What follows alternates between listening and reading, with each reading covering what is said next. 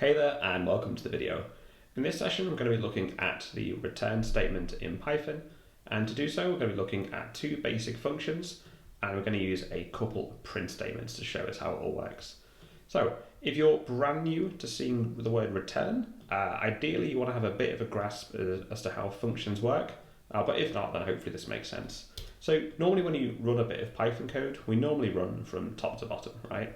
So in this case here, line 6 is going to run. There's some functions defined here, which we'll see shortly, and then line 19 runs. So if we hit run, there we go, we see this line runs, then this line runs here. So generally consider things going from top to bottom.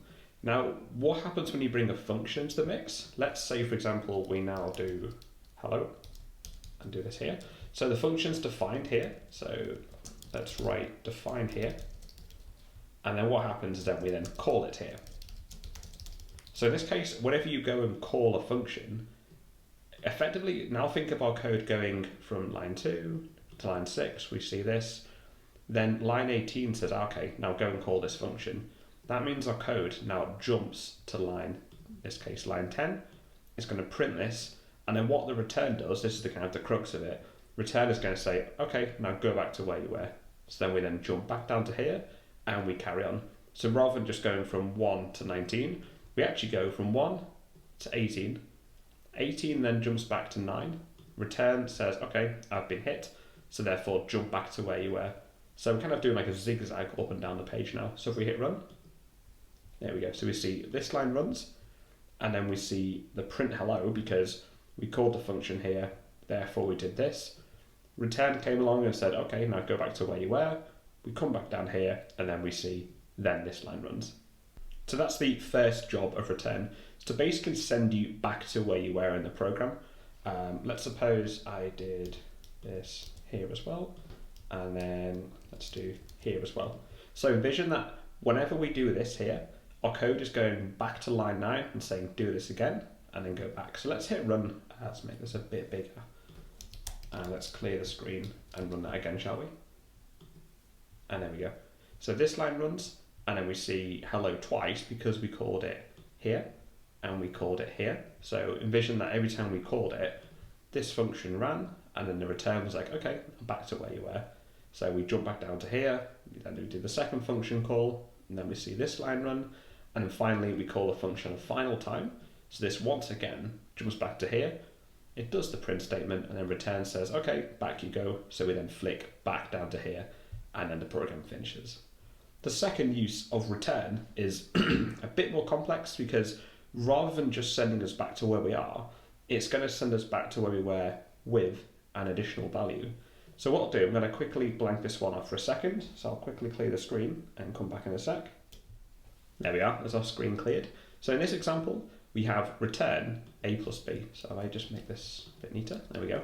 So what's going to happen in this case here, whenever this function's called, it's going to want us to call it firstly with two inputs, a and b. Let's just assume these are two numbers for now.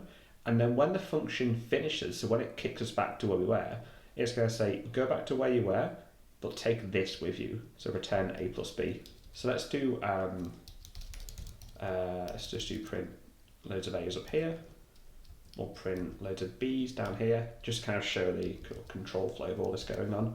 And in the middle, I'm going to say x is equal to, let's do add 1 and 5, like this here. And let's do another one underneath here.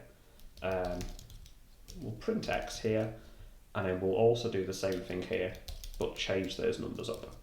So the same principle as earlier, I've got a few function calls kind of dotted around the code, and we'll go from there. So let's change these numbers to 10 and 50. So before we run it, let's go from top to bottom. We first see this print statement, we then define a function, but we haven't called it yet. And then finally we then say, okay, line 13, x is equal to this function call with 1 and 5 passed in. So 1 and 5 go in here as a and b, and the function says, okay, back you go, but take with you 1 plus 5. So give me back 6. So then 6 then goes here. We then go down and print off 6. We're then going to be printing all these b's here so we can see where we are in the code. And we then say, okay, now call this function again with 10 and 50. So we jump all the way back up to line 10. A and B go in as 10 and 50, and then return says, okay, now back you go, but this time take, this case, 10 plus 50 with you.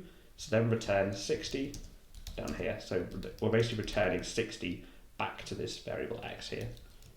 And there we go, and finally we print it. So let's have a look. We should see A, some numbers, B, some numbers. And there we go, just like that. Just a quick kind of caveat as well. If you do return and have nothing like this here, by default functions are going to give you the value of none. It's like a placeholder value. So there we go. So A's, none, B's, and none there. And there we have it. That's return in a nutshell. So basically all it does, so let's just try and summarize this here. So return, it lives in functions, and it basically sends you back to where you were. So in this case here, so say the function was called on line 13. When the function's done, it sends us back to that same line. So in this case here, it sends us back, let's see, let's say to the caller. In this case here, the caller is x, we're calling it on this line, we call it again here. So when we do return, first time we do return, it sends us back here. The second time we do return, it sends us back here. Cheers for watching, guys. I'll see you soon.